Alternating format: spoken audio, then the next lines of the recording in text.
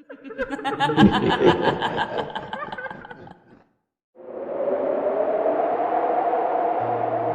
तो आप लोगों ने कभी ना कभी किसी न किसी राह चलते ढाबे पे ज़रूर रुक के खाना खाया होगा।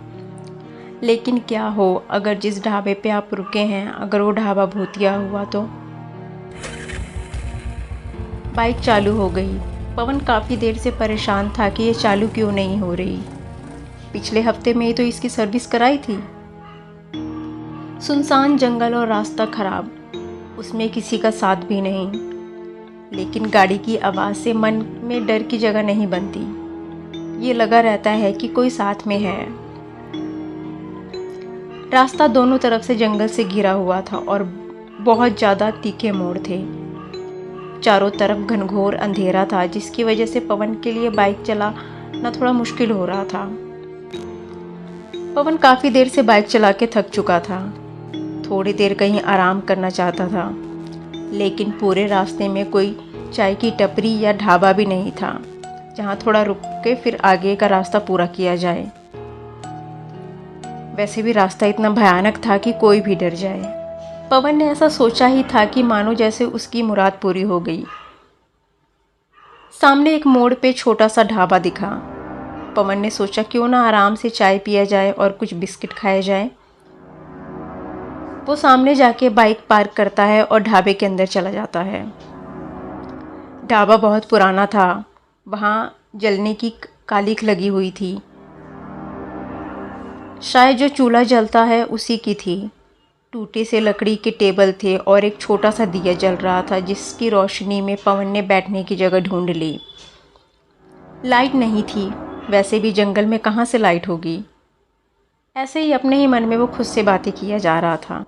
तभी वहाँ एक बूढ़ा आदमी पवन के पास आकर पूछता है, बोलो साहब क्या लोगे, चाय मिलेगी? पवन ने जोर देते हुए बोला। वो बूढ़ा चाय लेने के लिए अंदर चला गया। तभी पवन ने साथ में लाए बिस्किट अपने बैग से निकाले। बूढ़ा चाय लेकर आया और पवन ने बिस्किट ख़त्म किए और पैसे देने काउंटर के पास चला गया। साहब आप कहीं दूर से आए लगते हो, और आगे भी जाना है क्या आपको? बूढ़ा ज़रा धीमी आवाज़ में बात कर रहा था। हाँ, वैसे मुझे आगे शहर तक जाना है, शायद सुबह हो जाएगी पहुँचते पहुँचते। यहाँ रुककर चाय पीने का सोचा था। वैसे चाय अच्छी थी। पवन ने बूढ़े बाबा की थोड़ी तारीफ़ करते हुए कहा, ये तो मेरा रोज़ का काम है साहब, लेकिन आप अब आगे का सफ़र इतनी रात को अकेले मत करना साहब। बूढ़ा ज़रा सहम के बोला। क्यों, क्या हुआ? कोई जंगली जानवर है क्या, या कोई आदमखोर शेर? पवन ने सहजता से पूछा। नहीं साहब, उससे भी बुरा और भयानक। सामने जंगल में एक मोड़ पे सब कहते हैं कि वहाँ कोई है जो लोगों को अचानक गायब करता है और उसके बाद मार डालता है। जंगल के उस मोड़ पे कभी रामदास का ढाबा हुआ करता था साहब। एक बार वो अपना ढाबा बंद कर रहा था कि अचानक एक बड़ा सा ट्रक उसके ढाबे में घुस गया। रामदास, ट्रक ड्राइवर और उसके 3 दोस्तों की वहीं मौके पर ही मौत हो गई। साथ ही उस समय जो भी ढाबे में लोग मौजूद थे उन सब में से भी कोई नहीं बचा। ढाबा जल के राख हो गया। उसको मरे हुए कई साल हो चुके हैं, लेकिन रात के समय उस रास्ते से जाने वाले को वो चाय पे रुकने के लिए बोलता है और बाद में रहस्यमयी तरीके से उन लोगों की मौत हो जाती है। बूढ़ा कहानी बता रहा था। आजकल कहाँ भूत प्रेत पे यकीन करता है कोई। दुनिया चांद पे पहुँच गई है। आपको यहाँ ढाबे पे कैसे पता चलेगा? बाहर निकलो तो पता चलेगा ना। पवन ने उनको थोड़ा ज्ञान दिया। नहीं साहब, आप मेरे लड़के की उम्र के हो इसलिए बता रहा हूँ। आप आगे मत जाओ, यहाँ मेरे ढाबे पे रहने का इंतज़ाम है। पैसे भी मत दो, लेकिन आप उस रास्ते पे अभी मत जाओ, वो बूढ़ा गिड़गिड़ाते हुए कह रहा था। पवन मन में सोचने लगा कि ये बूढ़े की एक्स्ट्रा पैसे कमाने की चाल लग रही है। वो आगे बोला, नहीं मुझे नहीं रुकना, आप अपने पैसे ले लो और मेरी छुट्टी करो। पैसे देके पवन बाहर निकला। ठंडी हवा चल रही थी और बाहर घना अंधेरा था। बाइक पे बैठते हुए उसने ढाबे की ओर एक नज़र डाली। वो बूढ़ा आदमी पवन की तरफ आशा भरी नज़रों से देख रहा था। एक बार को तो पवन के मन में भी आया कि शायद उस बूढ़े की बात में ज़रा भी सच्चाई हुई तो लेकिन ज़्यादा ना सोचते हुए उसने बाइक की चाबी लगाई और बाइक चालू की और अपने रास्ते पे चल पड़ा। लेकिन उसके मन के एक कोने में कुछ डर सा बैठ गया था। पवन अब घने जंगल में पहुंच गया था। रास्ता खराब था इसलिए गाड़ी ज़रा धीरे चला रहा था। थोड़ी दूर आगे जाने के बाद अचानक उसको लगा कि सामने कोई रोड पे बैठा है। वो चौंक गया। डर ने जैसे उसको अपने कब्जे में कर लिया था। धड़कनें तेज हो चुकी थी। ठंडी हवा में भी उसको पसीना आने लगा। वो सफ़ेद कपड़े में जो बैठा था वो उसी की तरफ आ रहा था। पवन ने अपनी बाइक स्टैंड पे लगाई और भागने की तैयारी कर ही रहा था कि अचानक से सामने से आवाज़ आई, भाई साहब। अब पवन रुक गया। उसका डर थोड़ा कम हो गया। वो सफ़ेद कपड़े में एक 25 से 30 साल का लड़का था। उसके कपड़े पे खून के दाग थे और कपड़े कई जगह से फट चुके थे। वो सामने आया और बात करने लगा। भाई साहब, मेरी बाइक का एक्सीडेंट हो गया है।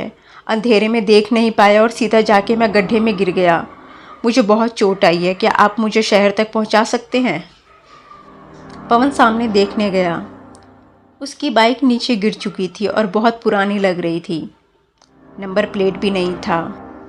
आग में जैसे झुलसती है वैसे लग रही थी। पवन को उस लड़के पर तरस आया। सोचा कि चलो एक पार्टनर मिल जाएगा तो डर लगने की कोई बात नहीं होगी। पवन ने उसको अपनी बाइक पे बिठाया और दोनों शहर की तरफ चल दिए। पवन ने पूछा, क्या नाम है तुम्हारा और क्या काम करते हो? जी, मेरा नाम नकुल है। मैं एक मार्केटिंग कंपनी में काम करता हूँ। नकुल ने एक झटके में सब बोल दिया। उसकी आवाज़ ज़रा दबी सी थी, जैसे धूल मिट्टी में काम किया हो और गला बैठ सा गया हो वैसे। नकुल ने पीछे से अपनी जेब में से एक सिगरेट निकाली और पवन को भी देने के लिए हाथ आगे किया। उसका हाथ जला हुआ था और उसके हाथ में जो सिगरेट थी वो एक बहुत पुराना ब्रांड था जो अब बंद हो चुका था। पवन ने पूछा, ये हाथ कैसे जला तुम्हारा? और ये सिगरेट काफ़ी पुरानी लग रही है और बंद भी हो चुकी है, ये तुमको कहाँ से मिली? नकुल ने ज़रा हड़बड़ाते हुए कहा, ये वो मैंने एक ढाबे वाले से ली थी, यही पीछे में पड़ता है। सस्ते में दे रहा था तो मैंने खरीद लिया।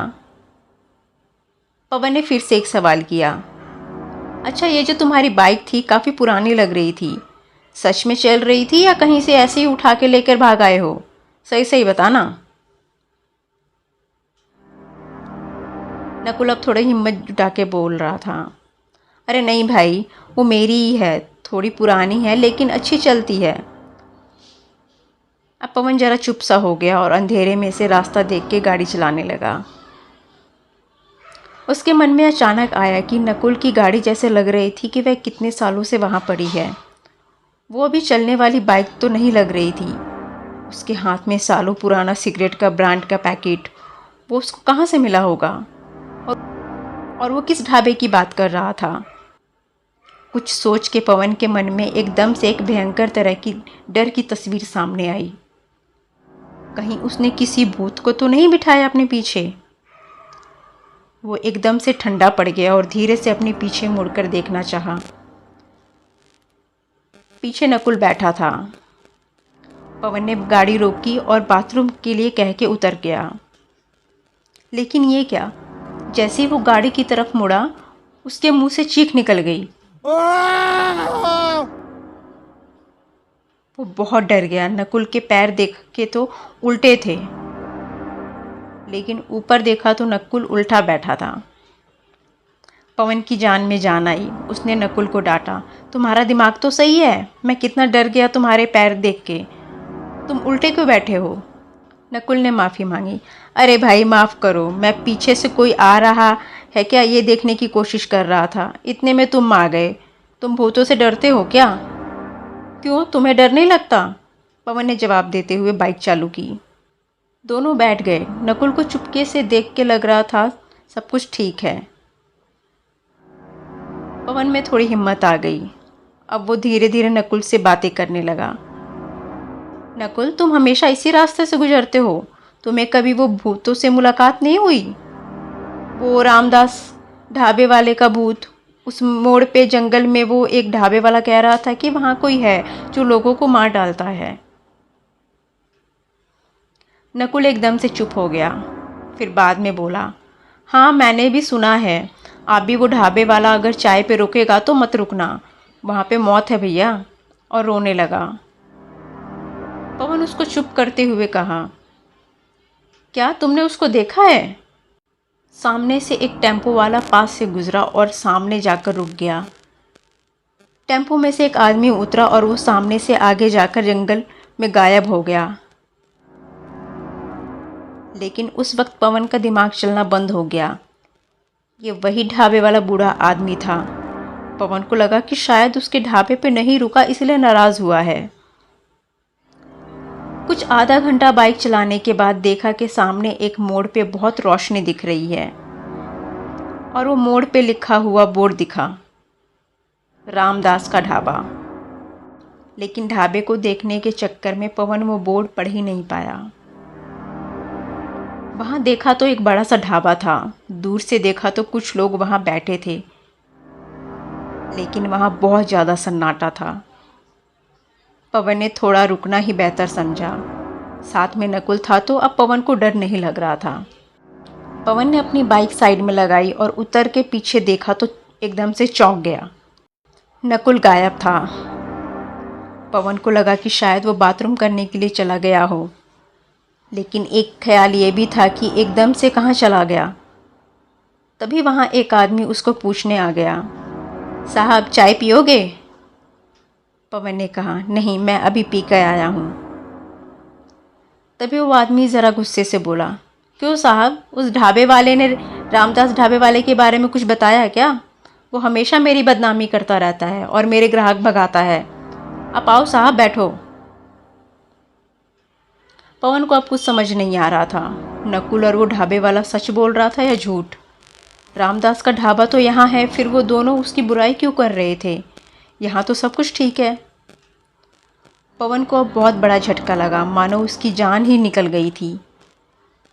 जैसे ही वो अंदर गया, अंदर एक कोने में उसको एक सफ़ेद कपड़े में बैठा हुआ लड़का दिखाई दिया।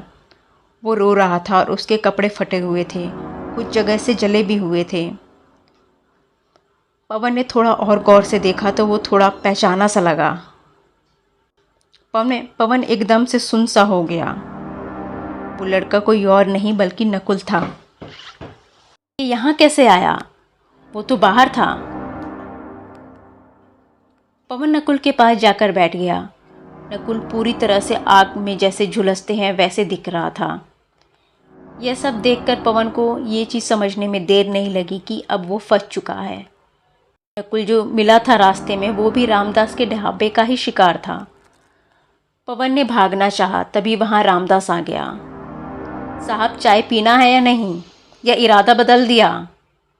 वो अब ज़बरदस्ती पे उतर आया। पवन जैसे कुछ भी नहीं हुआ ऐसे जता के चाय लेके वहीं एक टेबल पे बैठ गया। उसके सामने एक और आदमी बैठा था। उसने अपना सर उठाया।